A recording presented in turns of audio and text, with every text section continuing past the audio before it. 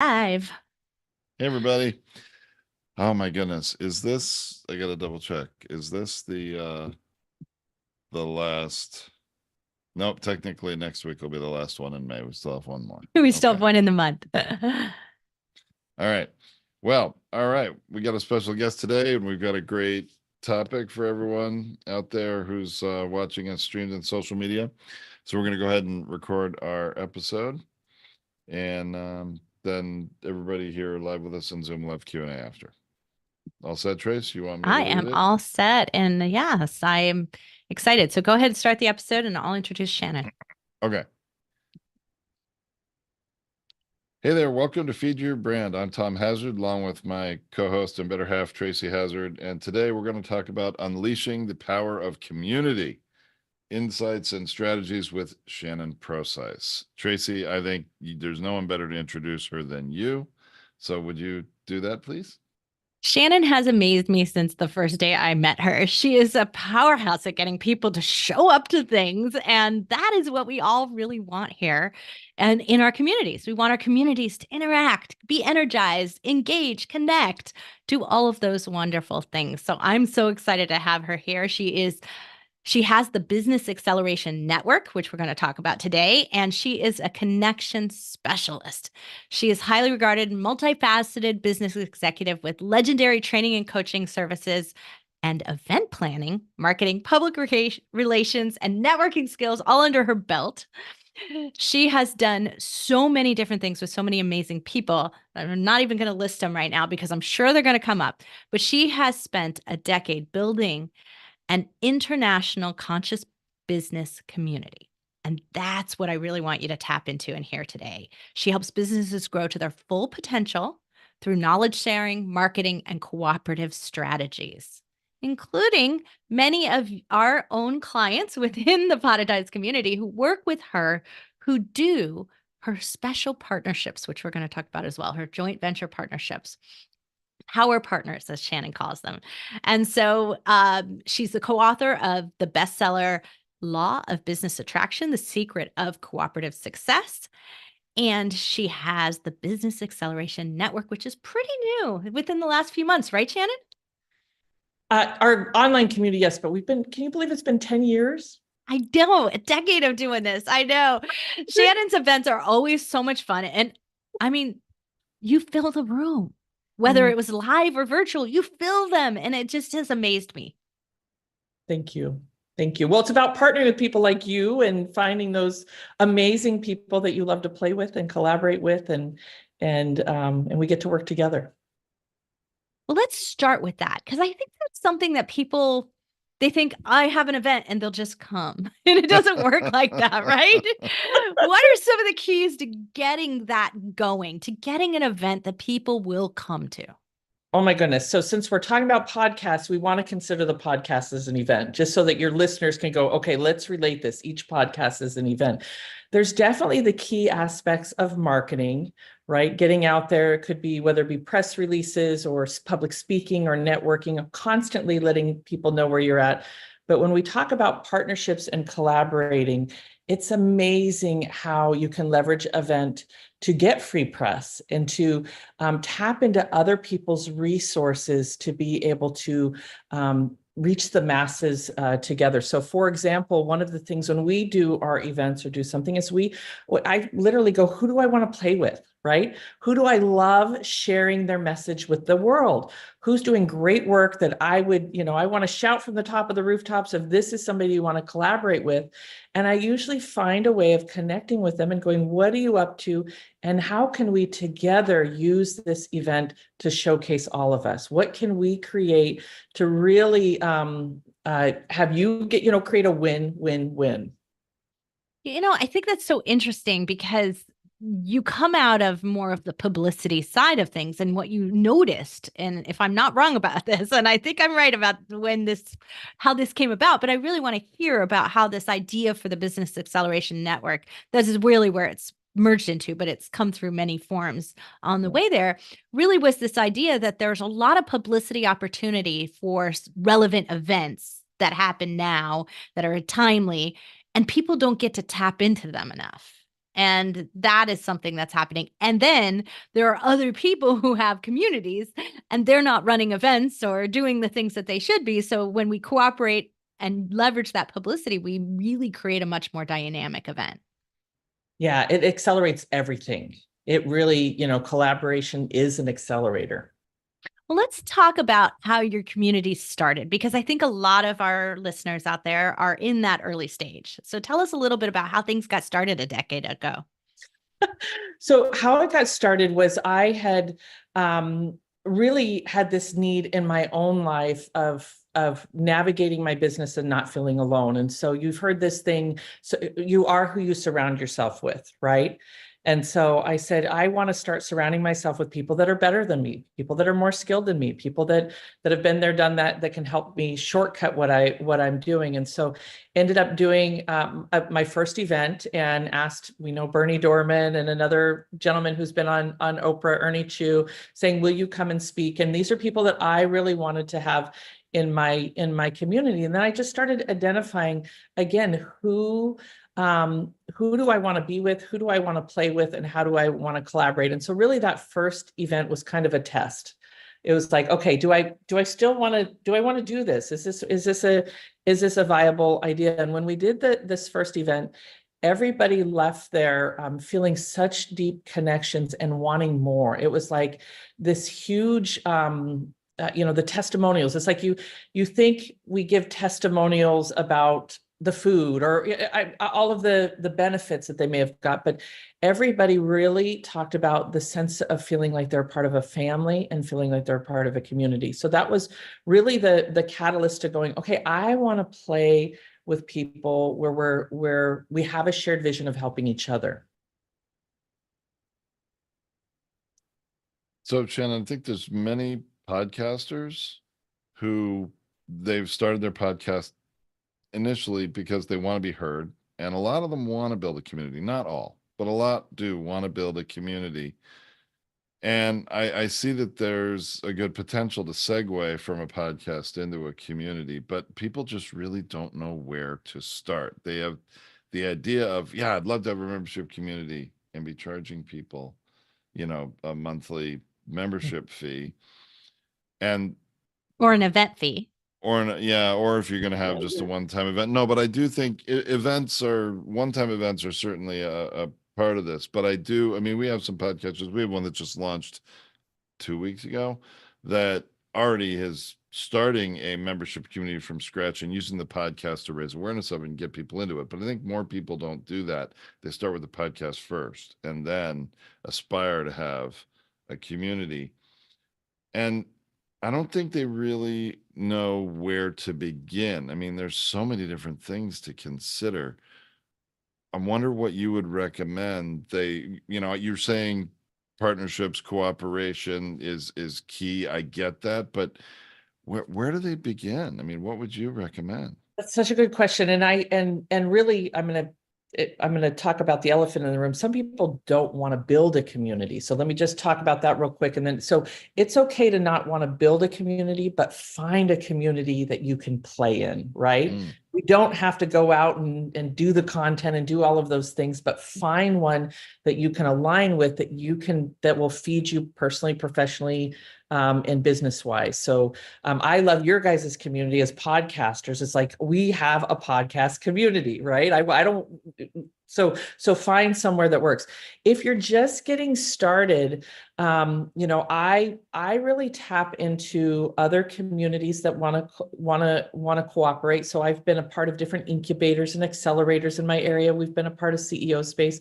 So I love tapping into other communities to see how can we play and where are gaps that we can share resources, right? You speak at mine, I speak at yours, and then start looking at that.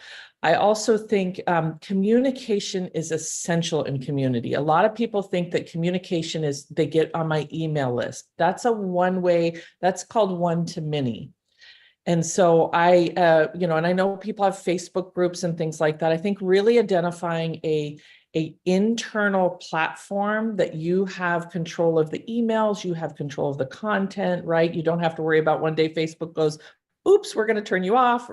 Identifying that platform where people can play together and can connect together. So getting started, ideally in other communities, seeing where you want to go, identifying what is it that what's your mission and vision, being clear on that, and what is it that you want to offer, and how do you want to play together? You may not want to, I mean, I think events are core to community connecting, right? Like you guys bring your podcast community here and we get to watch you every week and we get to get questions answered. We feel really supported with all that you do for us, right? So you want to also look internally of what's your time and what do you want to contribute, make you first, and then start mapping that out. Did that answer that okay, Tom? Yeah, that's great. I mean, I think it's a great point that, maybe even though many podcasters may think I want to have my own, event or want to create my own membership community, maybe that's a really big leap from where they are. And to start playing in other communities first, if they are not already, would be a really good first step. But I do think eventually people do, I hear it from a lot of podcasters, is why I asked the question, right? Is that they would like to have a membership community. It's one of the many things people mention when they talk about monetizing a podcast. One of the things they could do to monetize a podcast. But I don't think they all really understand what's involved. And I imagine you have to provide some sort of unique value proposition to get people to join your own community rather than one of the other many communities that already exists, right? I think that's the question that we need to get at next, Tom, is like, so if you think you want to play, like you've done enough to like explore, test it out and say, yeah, I think I really do want to have this membership community and I'd like to charge for this.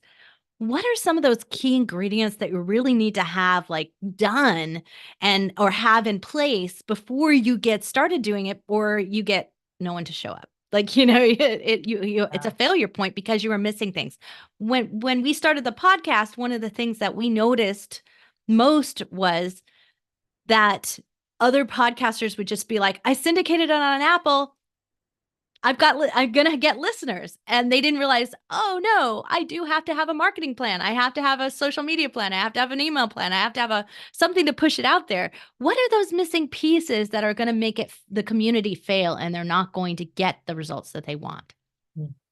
Yeah. So for me, when I first got started, I really did an architect in an Excel sheet or mind map of what are the different things that I'm going to offer. And what I have seen that causes failure is not being clear on what it is that you're going to offer. Having it again where it's just e-learning and there's not, people want, community to me is engagement.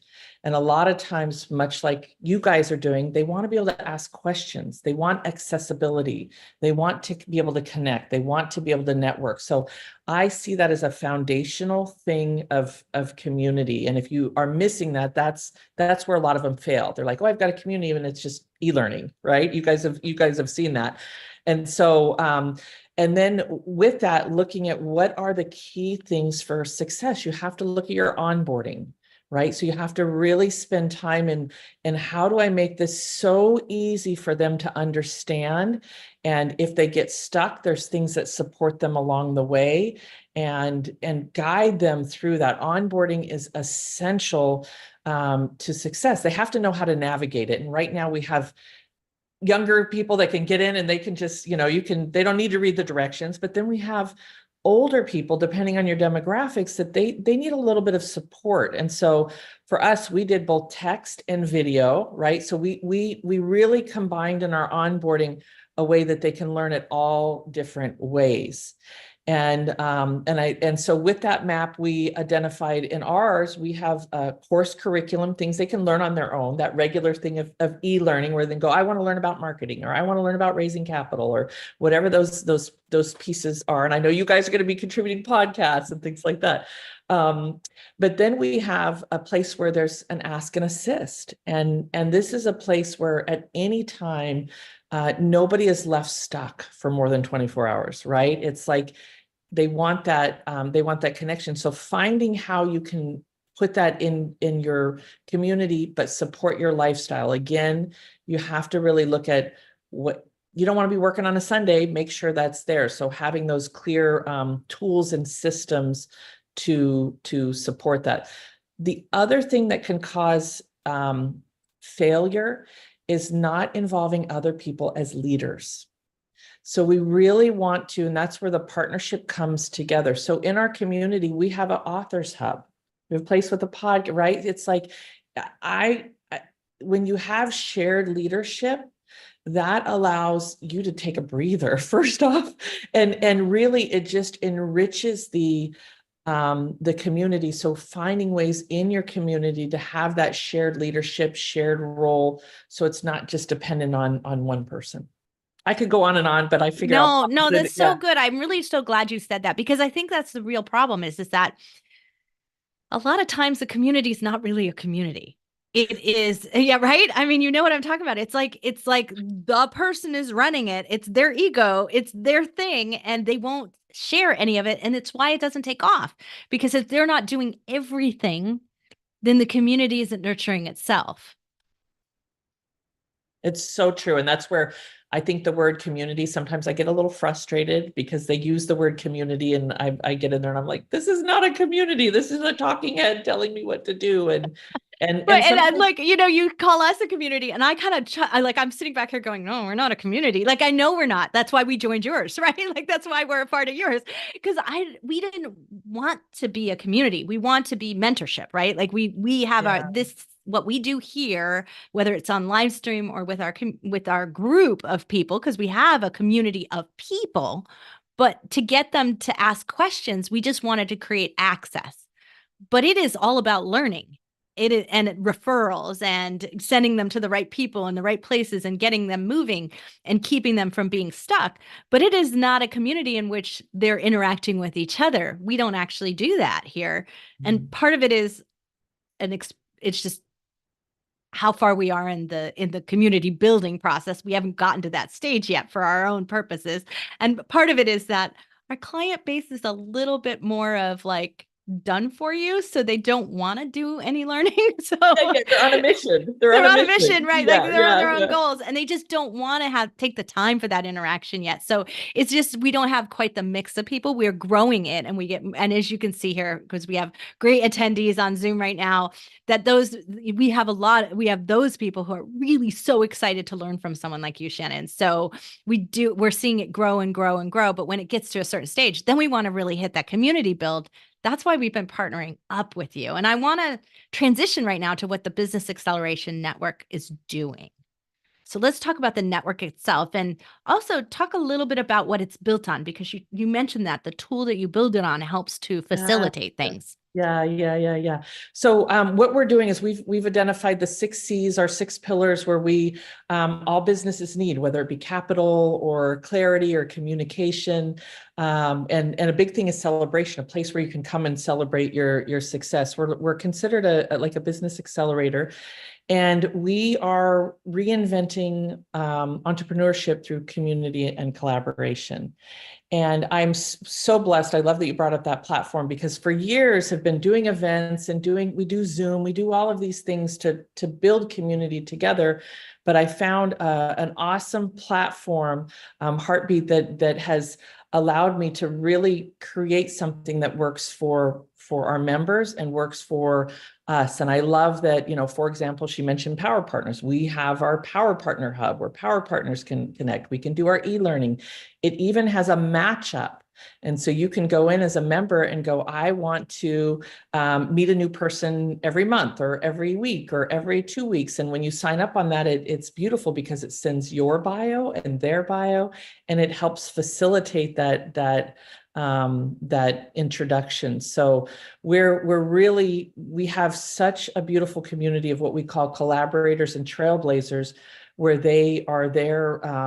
When we get together for our events, we call it love seats, and we put somebody in the love seat and they share a goal or a challenge, and we just love on them. And it's not a hot seat. I love it. Fits a little more with the heartbeat, right? Yeah.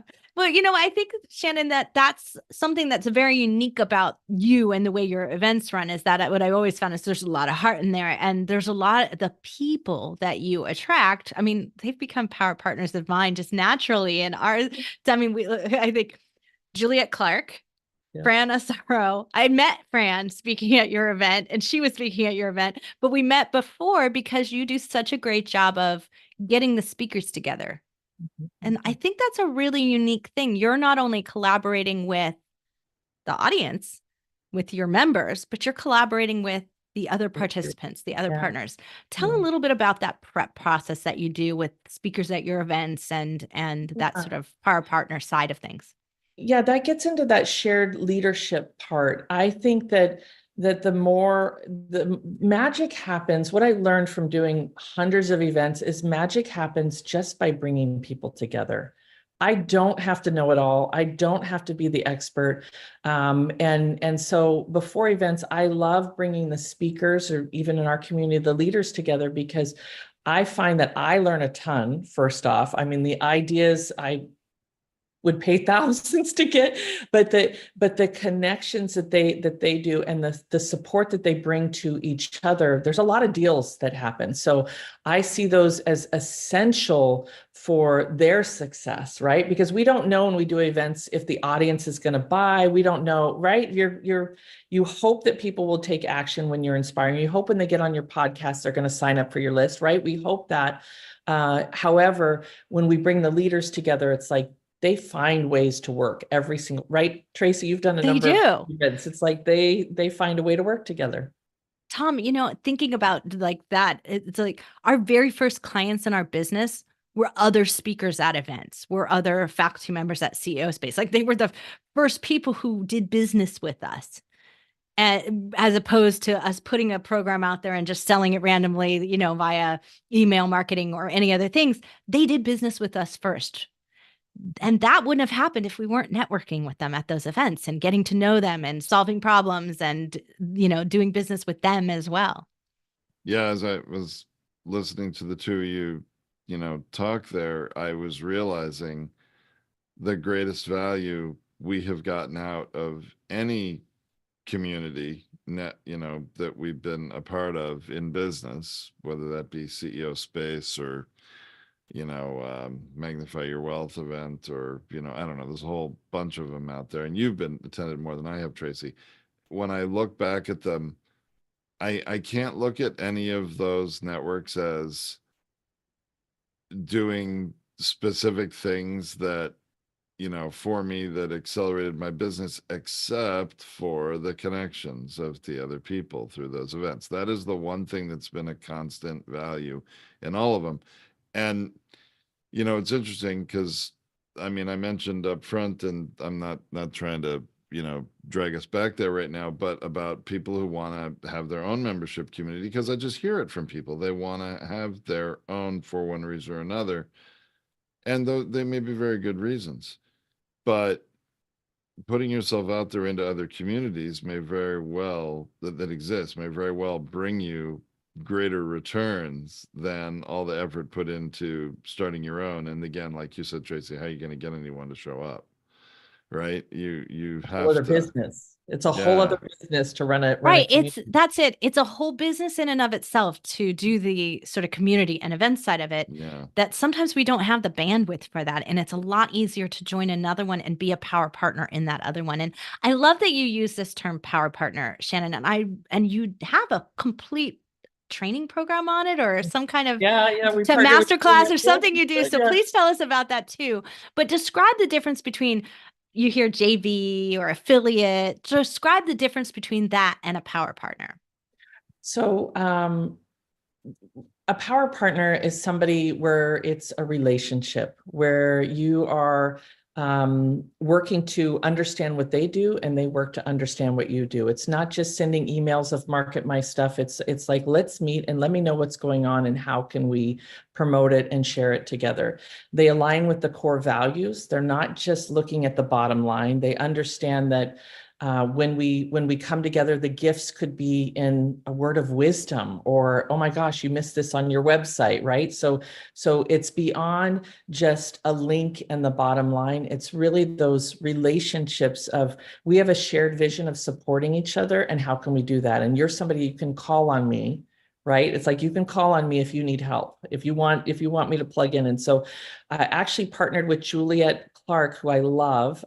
We developed a Power Partners Mastery series, because as we're bringing in Power Partners to band, we want to make sure that they understand cooperation and collaboration and how to create agreements and what's the difference. And many times people are not ready. That's the biggest thing. They're not ready to be a power partner. So we wanted to help them get their house in order, their business in order, so that they can be that ideal partner. Because if I'm going to share pot of ties, it's like, it's much easier that you guys have given me marketing material, and I can go to your website. Like, you guys are ready, you're established, and it's not good or bad. It's just, we want people to be ready so that they can show up their best and learn how to discern who's a good fit and who's not, because sometimes we think people are, it's my friend, it's somebody I want to work with.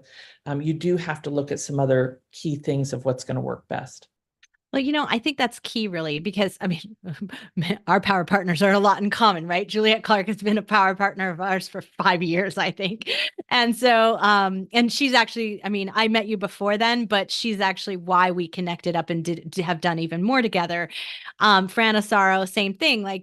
As we get to these places where they have more clarity in what they do, it does become easier to partner up with that. And I think that is a key part of defining your position in the power partnership, is like, how do I play and how do you play and how are we going to play together? Absolutely. Yeah. And then you got to talk about the money, like, what's the exchange? And sometimes it's not always money. Sometimes it's building lists. Sometimes it's speaking at events. It can show up in many different ways. But you want to start with that heart stuff first, and assess the marketing, and really look at is this where you want to invest your energy? I have to tell you, Tracy, I spent a couple years really going, I'm going to do affiliate marketing. I'm going to align with affiliates, and I'm going to do all this stuff. And what I found was some of them were great, super excited, but I couldn't convert anything through a link. And I couldn't, it was just, it wasn't working. And so the other part is making those personal introductions, right? It's really, you got to have people that are willing to say, hey, Tom, like Tom, I'm like, hey, Tom, I've got this person about a podcast, or, what interested in podcasts. So having a power partner that's willing to meet and connect with people is also one of my core values. I think we find the same thing, Tom. Like, look, we can put as many links as we want into our newsletters, and it will not convert as the same as us bringing you on here. Like, I can introduce you in my newsletter, and it's not going to happen, Shannon. But if I bring you on my show and I talk with you here and I talk with you in front of my community and you answer a bunch of questions in the second half hour of our program here, like, that's going to make all the difference. It does make a difference, Tracy, for sure. Although that's no reason to stop trying. Sort of one of my cliches. We keep trying affiliates, right? I always am trying to I'm trying to engage much more in the affiliate link thing, because Yes. I know some people that are just so hyper into that. Figures. I have a friend who's making, yes. They're doing incredibly well with it. I'm like, all right, I'm missing opportunities here. I got to engage on this, right? So that's true. But you're right, Tracy. When I am connecting somebody with Melanie Gorman, another power partner type of person that we are sending a lot of people to, I send an email introduction, right? Where I'm connecting people. I'm, not necessarily having a specific, event or meeting or something. I mean, we do some of those things, but I think there are many ways to do it. I think that the power partners cooperating, collaborating, exposing each other to our own groups and connections is incredibly powerful. And those connections, I think, convert at a much higher rate. They do. And so before we go, and before we end this sort of interview stage and we get to our Q&A from our community, I want to ask, Shannon, because you are an absolute marketing expert. You're the one who I know does the most dynamic job with marketing and publicity. What are some keys to really getting people to become aware who don't know you already, right? And to become aware of your events, your podcasts, the things that you're running, your communities? Mm-hmm. So I love, I mean, there's many ways of becoming aware, but I love, we do a syndication and we include video. Video is so powerful for people to come aware. It gets all the senses, and finding in your local area or on a national area, whatever it is that's going to suit you and your podcaster. So you want a global reach. With the story, identifying if you can tag into something that's happening in the news, that's really incredible. If there's something that's hot and buzzing to pick up on, to tell that story.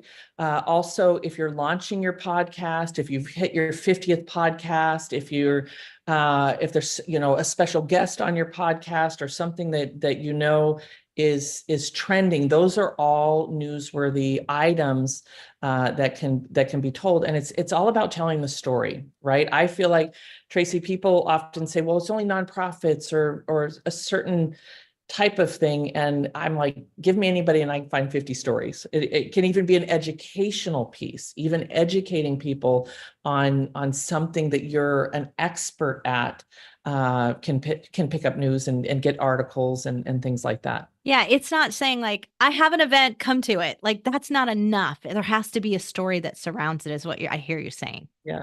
I want to share one thing. Our biggest press release that got picked up, the tagline, which is essential. It was 85 ways to improve your health in 6 hours or less. So that tagline, the 85 ways, is we had 85 expo booths and it was a 6-hour show. And it was incredible. So really it's that storytelling, it's the language and how you get it out there. I love that. Well, the Business Acceleration Network we've got all the links for that in the blog post for this episode. So you'll be able to connect up and find out more about what Shannon's offering. But just give everybody a little teaser on some of the things that are coming up in the next couple of months. Because, they could be listening to this anytime, so it may not be relevant, but you've got some things coming up. So give them a sense of what it is. Yeah. So every month we do our high performance networking event, and this is virtually anybody can come in. And what I love is we also have a unique proprietary app that when you come in, it gives you access to everybody you met in your breakout rooms, and it strategically puts you in different breakout rooms. So we allow people to come a couple times, check it out, and then we hope you come into the community for some of the other networking that we do. We're starting some live events in Florida, so that's exciting. We also have our business acceleration retreat that you can find out about on our website, and this is a 3 days on the beach, really powerful, diving into your business in a deeper way, getting clarity, and you actually leave here with a marketing blueprint custom for your business and what you're working on. Wonderful. Well, Shannon, we are so proud to have you a power partner in our business, and we are so proud to be a part of the Business Acceleration Network as well. So thank you so much for joining us today. Tom, you have any last words?